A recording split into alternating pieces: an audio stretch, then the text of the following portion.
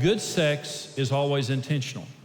You may have been, naturally, obviously attracted to each other sexually when you met, but we can enjoy sex for the rest of our married lives. Research proves that people are enjoying sex 70s, 80s, longer than ever because we're living longer and because of medical technology, but it's always intentional. It's never by accident. And listen, don't let the devil tell you the lie that if you married the right person, that it would just happen naturally and you wouldn't have to work at it. That's just not true. You always have to put energy into the relationship regardless. But the other thing about striking your sexual match is it's how to take the natural differences that are between us and to make them dynamic rather than dangerous. God made us different by His design. We're very, very different. And when you understand those differences, it's dynamic. But when you don't, it's a very dangerous thing. And so sex demonstrates how different we are, but complementary. When I was in college, my job was to pull pipe fittings and pipe. When I first started, I didn't know, any kind of pipe fitting. And so I walked up one day and I noticed on my order, it said male pipe fitting.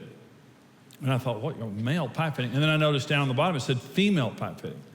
And I went to this guy that I worked with and I said, what's a male and a female pipe fitting? And he was kind of an old, gruff guy, and he said, come here, kid. So he walked me down the aisle of the pipe area there, and he grabbed a male fitting and said, this is a male fitting. And then he grabbed another fitting, and he said, this is a female fitting. And he put them together, and I thought, oh my gosh, hardware people are perverts. They work in a porn shop here. And so it was embarrassing because I thought, I just can't believe they call them male, and I'm doing my hands, I gotta stop doing that. But I can't believe they call them that, but it's interesting, God designed us so differently to complement each other. Nature tells us we need each other and we fit.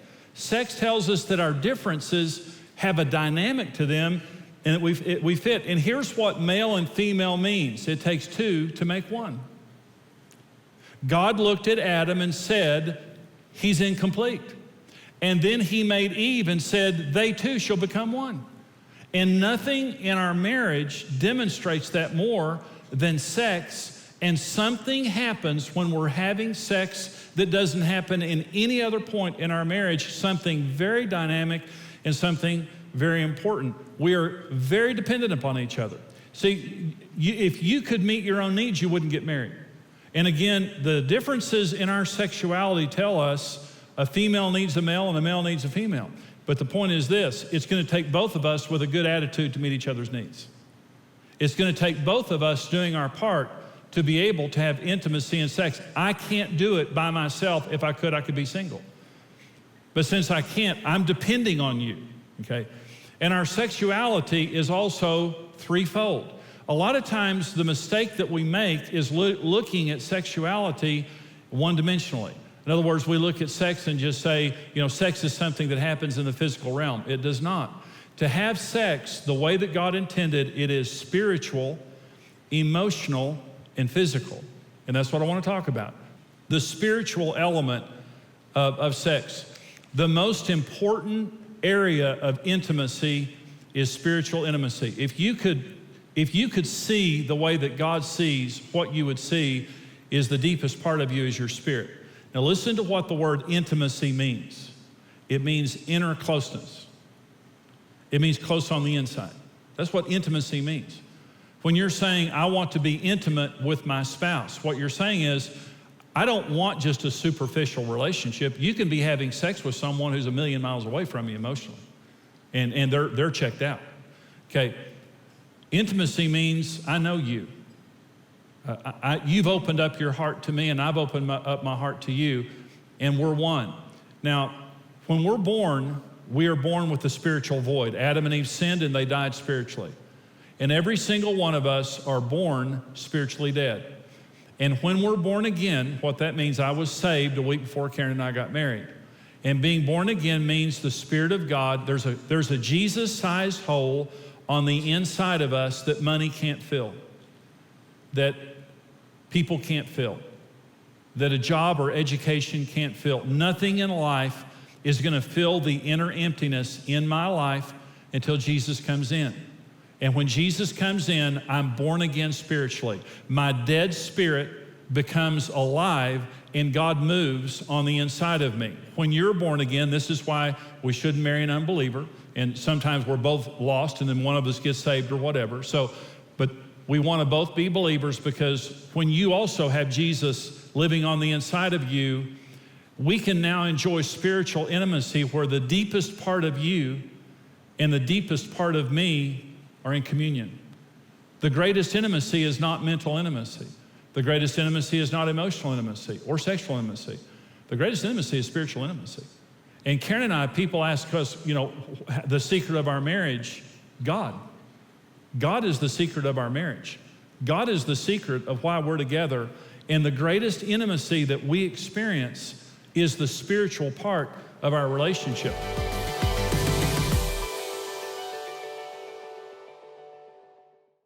Gain instant access to XO conferences and other dynamic marriage teachings with XO Now, the new on-demand video streaming subscription from XO and MarriageToday. For only $9 a month, you receive access to life-giving marriage series from Jimmy Evans, Dave and Ashley Willis, and other MarriageToday speakers. Access XO Now from all your favorite devices. Sync content for offline viewing and enjoy world-class marriage content wherever, whenever. Learn how to be married and stay married. A better marriage is possible with the right information and a mutual commitment to success. Even the most unhealthy relationships can be healed. As part of your subscription, you have full access to the complete sessions from the latest XO conference. Be the first to receive MarriageToday's best content with your subscription to XO Now. Start your free trial today at xonow.tv.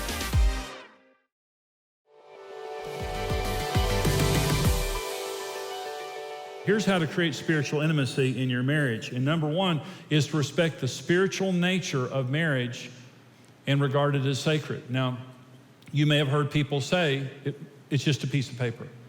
Marriage is just a piece of paper. Marriage is an act of the Spirit of God, and it's a covenant. Now listen to me. The word covenant means to cut.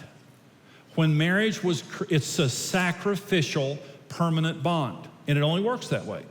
When marriage was created, Adam was cut and he bled. Okay. And so blood, Jesus said, this is the new covenant in my blood. Marriage only works as a covenant bond where, here's what I'm saying, I will sacrificially love you till the day that I die. A covenant has no end date. If it has an end date, it's not a covenant.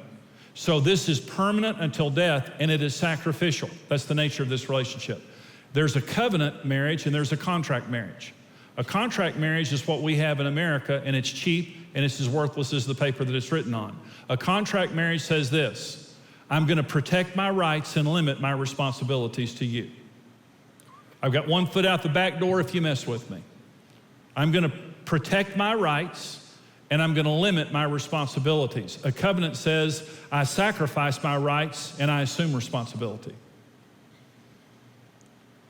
Jesus came, sacrificed his right to be the Son of God, came down to earth, lived a miserable life, suffered a miserable death, and now he's our Savior. Who's glad about that?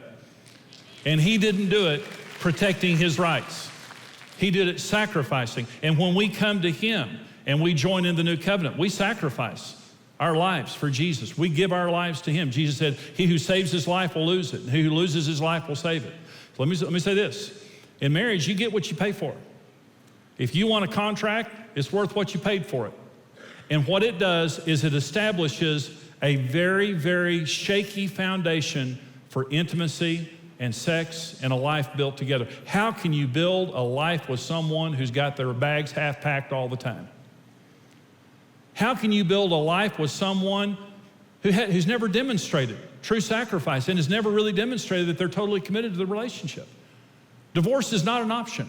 We're in this thing for the rest of our lives. It's till death do us part. That is the spirit of a covenant marriage. And listen, every covenant has a seal and a sign. When God makes a covenant, every covenant has a seal and a sign. And they're sacred to God. Covenant signs are sacred. When God made a covenant with Noah, the rainbow was the seal and the sign. When God made a covenant with Abraham, circumcision was the seal and the sign. When Jesus entered the new covenant. The seal of the new covenant is water baptism, and the sign is communion.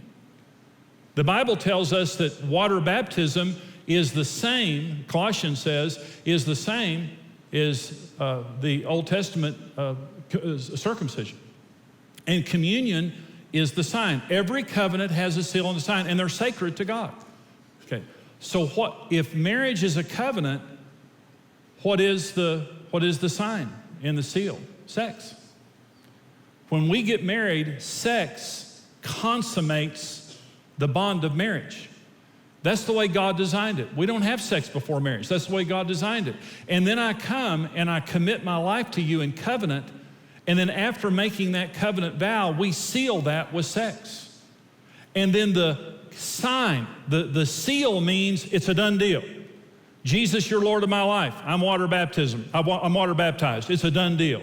This is the outward sign of an inward decision that I've made. It's not something I've privately done in my heart. I've done it publicly before witnesses. This is the sign, the seal. What's the sign? It is the constant sign to you that I'm walking in good faith with the commitment that I made. So in Christianity, it's communion. I'm baptized one time, but regularly I take communion. What does communion say? I remember. Jesus said, do this in remembrance of me. I remember, Jesus. I remember what you did for me, and I remember the commitment I made to you. I'm walking in good faith, and I'm bearing the sign of the covenant that we have together. What is the covenant sign of marriage? Sex. Every time I'm having sex with you, what I'm saying is, I remember the commitment that I made, that sacred covenant that we made. And I may not like you right now. I may be ticked at you right now. I may have 300 other things to do right now, but I'm gonna have sex with you just to remind myself of the commitment that I made.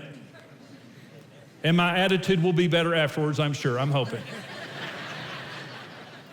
That's a good marriage. To the degree that you're pure in sex, and I'm not talking about being a prude, because God wants us to enjoy sex and have fun having sex in marriage. To the degree that you're pure is to the degree that sex will be fulfilling for you. I've never met a sex addict that was fulfilled. Ever, ever, ever, ever. Sex addiction is a bondage, and it sucks the life out of you. But when you commit yourself to one person, to be intimate with one person, that's how sex becomes special. And we just tell ourselves, sex is sacred. It's something only between us, and I'll never justify taking it outside of our marriage. And if I'm tempted, I'm wrong, and I'm going to take it to Jesus and become accountable. But here's the issue. You want to pray together, worship together, make the spiritual element of your marriage the most important area of your marriage.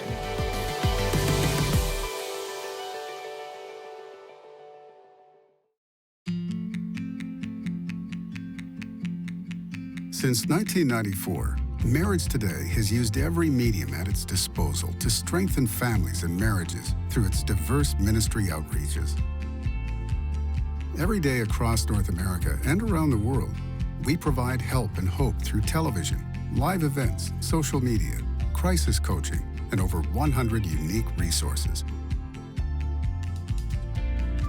There is a fierce battle being fought for marriage right now, but we can win it. We want to raise the standard. We want to unite families, restore marriages, and conquer divorce. At MarriageToday, we believe every marriage has a 100% chance of success if you do it God's way.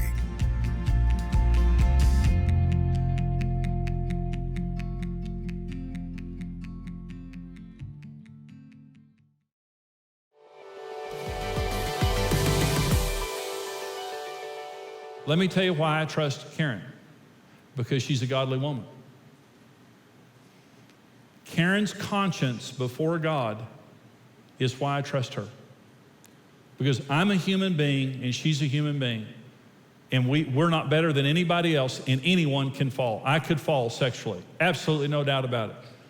What's the insurance policy that I won't? My relationship with Jesus Christ. And us praying together and worshiping together and valuing the spiritual element of our marriage creates the greatest spiritual intimacy and trust in our relationship that then opens the door to sexual intimacy. It is the most, and let me say this now, According to a survey, Sex in America, it was a definitive survey, Grand Central America, the most sexually satisfied couples and most orgasmic women are Christians and married. It puts into men and women's minds this picture, well, if you're married and you're a Christian, well, you're having sex, but the fun is out in the city being single and sexual. The fun's out there on the dark side. It's exactly the opposite. Those people have less sex and less satisfying sex. The best sex is in a Christian, monogamous, heterosexual, committed marriage.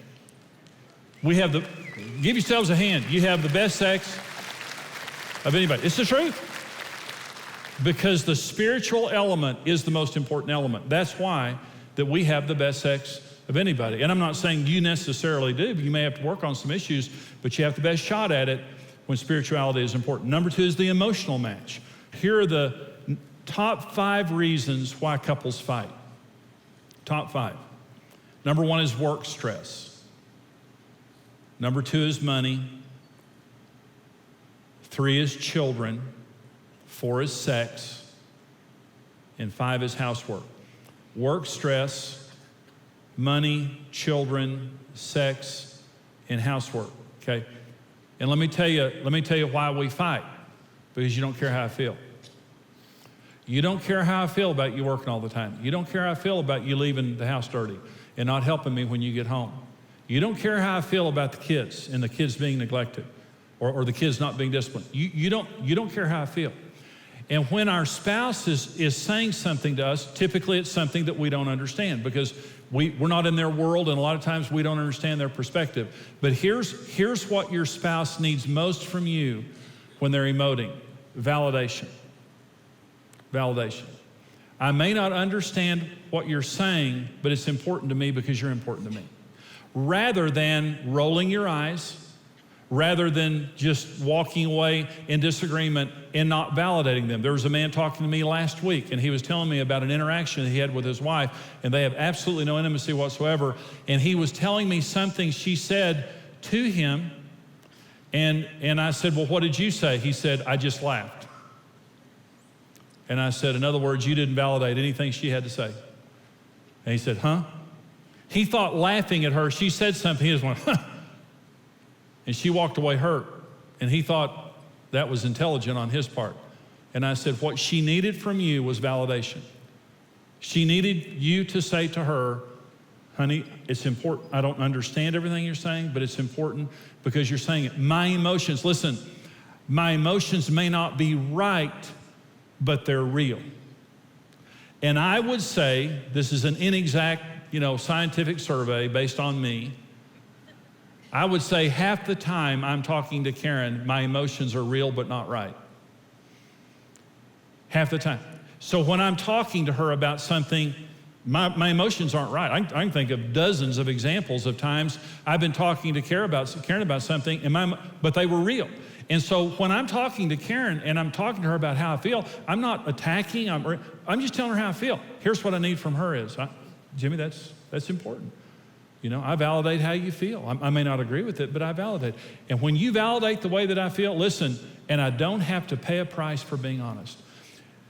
Research proves that couples who never disagree have bad marriages. I'm not talking about fighting all the time. I'm talking about giving your spouse the right to disagree without paying a price. I'm hurt. I'm frustrated.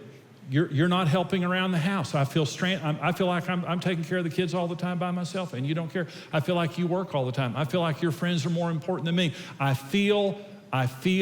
And emotional intimacy comes from the place of saying to your spouse, are you doing okay? Now listen, you're not a good husband until your wife tells you you are. You can go buy yourself one of those World's Best Husbands t-shirts. It's better for your wife to buy it.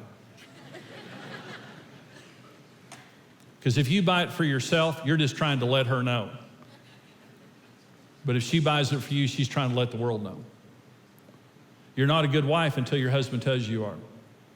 And here's what makes a great marriage, is sitting down with each other and saying, am I doing a good job? Are your needs being met? Am I hurting you? Is there anything I'm doing that's frustrating you? and sitting down sincerely and without any defensiveness and saying, except for serving Jesus, my most important mission in life is to fulfill you. I know you depend upon me for that. You can't fulfill yourself or we wouldn't have gotten married. And I don't want to strand you in a loveless relationship as I go do something else and take you for granted. Am I doing a good job? How can I improve? And when you have two people that conscientious and are willing to open up and not be defensive and now listen to what your spouse is saying. Karen and I today can open up with each other and talk with each other without fear, but I remember when I didn't want the answer to that question, I would have never sat down with Karen and asked her because she would have answered it. And I would have had to have changed. So emotional intimacy simply means this: I care about your emotions. They might be right or wrong, but they're real. And if I agree or disagree, I will validate what you're saying and give you the right to express it without paying a price, unless you're being cruel, unless you're being mean or something like that. But I want us to have an emotional intimacy, and I want us to be our safe place to each other. Wow. Every time we hear Jimmy Evans, I learn something new. Every single time. He is one of the most gifted marriage teachers on the planet. We've been learning from him for years, and now it's a privilege to be working with him in this work of building stronger marriages. But just like you watching him now, I'm sure you took a lot away from that, and we want to help you get even more access to Jimmy Evans' videos, because what you've just seen is actually just a portion of a full series from Jimmy Evans. That's right. You can see the entire series, plus more marriage building videos on XO Now. You can learn from the best experts, including, of course, Jimmy Evans, and get unlimited access for only $9 a month. This is the best way to get immediate marriage help and encouragement from the full Marriage Today video library. Yeah, and of course, all of our content is also included, along with brand new exclusive marriage building content you can't get anywhere else. So don't miss out on the best marriage videos that are out there. Subscribe now at xonow.tv.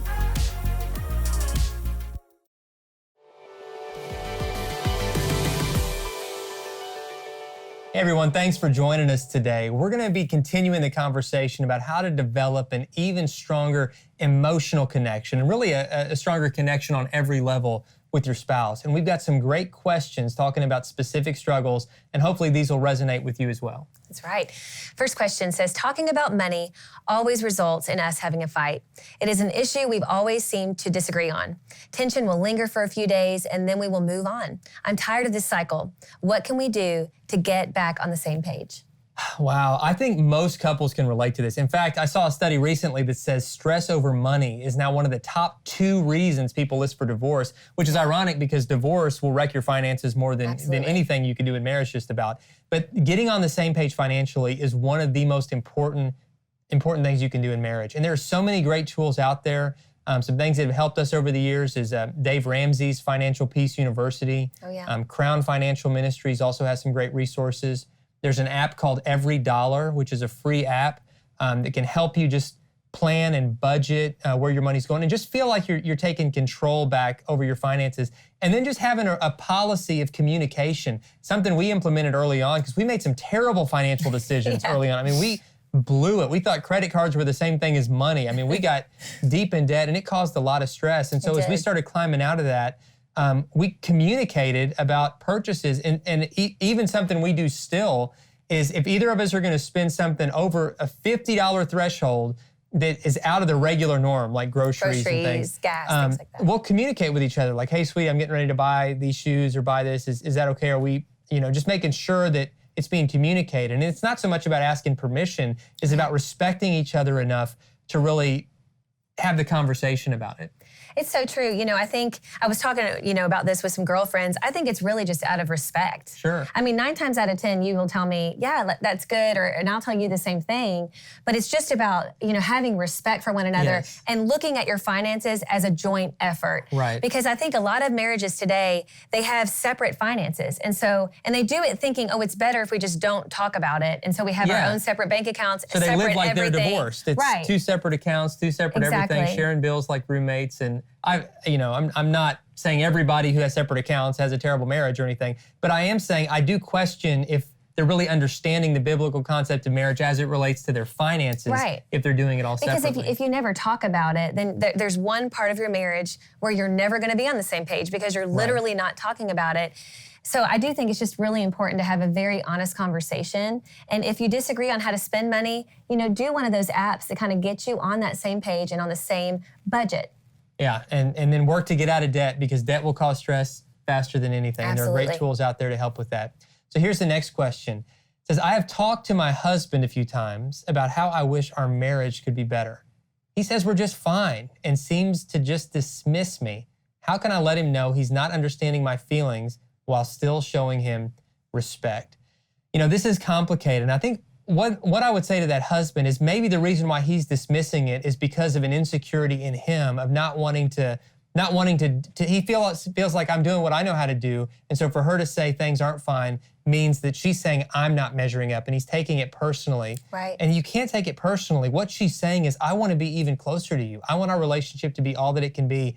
And I think a good policy is that if either spouse ever says, I want our marriage to be stronger, or I think something is off in our marriage and I want to work on it, then that is the spouse who has to kind of be given the microphone in that moment. Right. Because you never want to miss on those cues. And if either spouse feels like something is off, Right. and you need to work on it. And I think when we listen to our spouse's feelings, like with this question, when we do listen, it really builds security. And so the fact that her husband isn't really listening and is kind of dismissing it, it makes her feel insecure. And so, I hope he watches this and listens to this. Every time that you can just listen to however your spouse is feeling, even if it's totally different from you, even if you don't fully understand how they're feeling at that point, it will build that security in your marriage. So open up your heart and listen. We want to talk about this a lot more with you all. So please join the conversation at MarriageToday.com. We'll see you next time.